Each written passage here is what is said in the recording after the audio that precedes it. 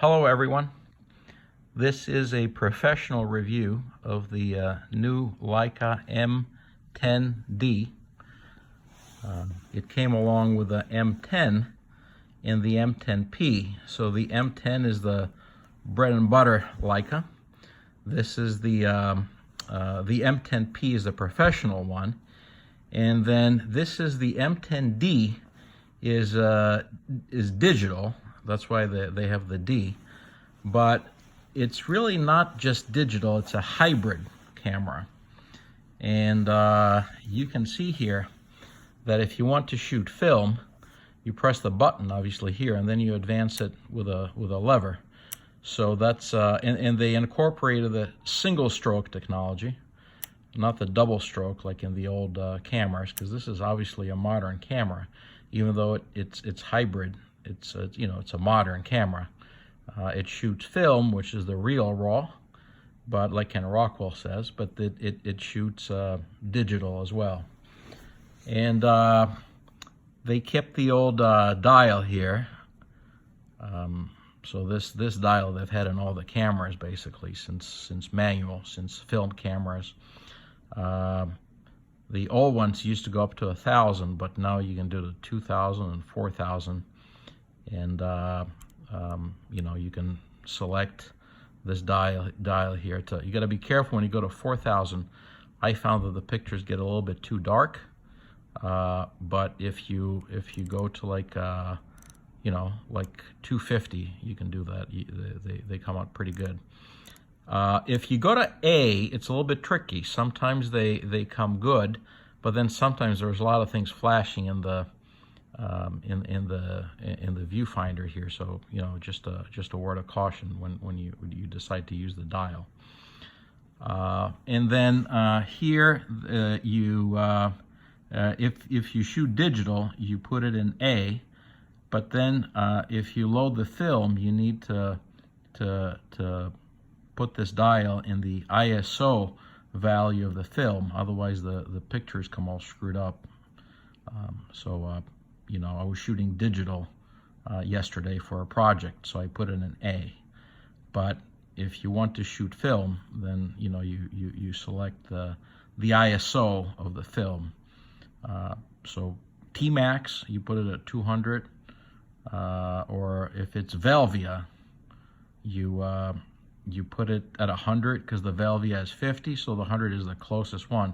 They didn't have enough room for all the values here, so if you're shooting less than 100, just put it on 100, and it works out pretty well. You got to pull it back first, and then just switch it like this to 100, and then snap it back in place. But since mostly I shoot digital, unless it's a special project, then I keep this in A.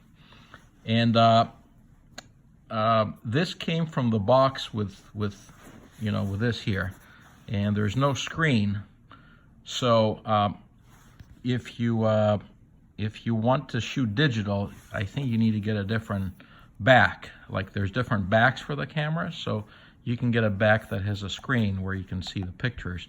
But if you shoot film, then this back is fine. What I like about this camera is very simple. It doesn't have many menus. It has a few menus, but not that many. So it's nice and simple, unlike like the Nikons or the Canons that, they have a lot of menus here, and the manuals are pretty big. But this is very simple, and that's what I like about it. And then this dial here, when it's in red, you can see the red dot here. That means that it's going to take color pictures. And then this is all black and white, or monochrome. They also call it monochrome.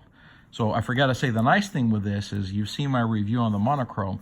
This is both, full color pictures, and then this is monochrome pictures. So that's another advantage of getting the M10D instead of the M9 or the monochrome.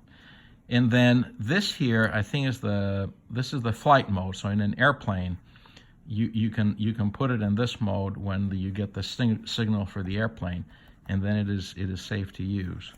But usually people don't use these in airplanes anyway, so I don't think this is that important. But again, it's a Leica, so they put all these extras here, because for some people it's important to do it.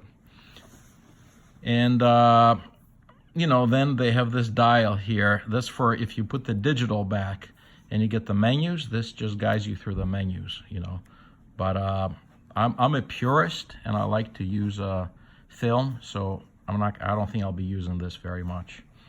Again, I recommend the single stroke, because you can see my video on the M3 where I explain the difference between single stroke and double stroke. But film is fairly expensive these days, and it's gotten more expensive to develop. So I think with a single stroke, you don't really waste any film.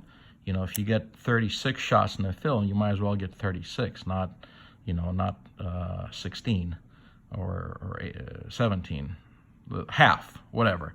So in digital, of course, this doesn't matter, because digital, it advances on its own. The other thing that people say that is a problem with this camera is they say they can't use the viewfinder very well, because the viewfinder points here and the lens points here, so it's not entirely in sync. So what they did in Leica, they came up with this gadget here, which is a different viewfinder, and you attach this right on the where the flash normally goes. So if you look through this eyepiece here, it's a little bit closer to the lens.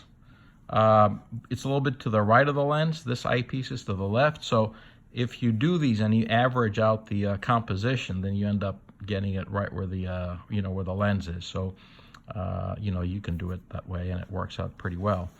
And also, this is real time. So what you see through here is real time, and this is electronic, whereas this is non-electronic. So the one to the right is electronic, and the one to the left is not electronic. But if you're experienced, you can figure out which works better for you and use. So this was a nice piece. I thought it would be useful. So I got this as well. I wasn't planning on buying it, but they told me that there's advantages to buying this, so I bought the eyepiece as well. So anyway, I hope this review is helpful, and I'm more than happy to answer any questions about it. Like I said, I haven't used it very much yet, but I'm planning on using it more in the near future and sharing my experience with you. Thanks for watching.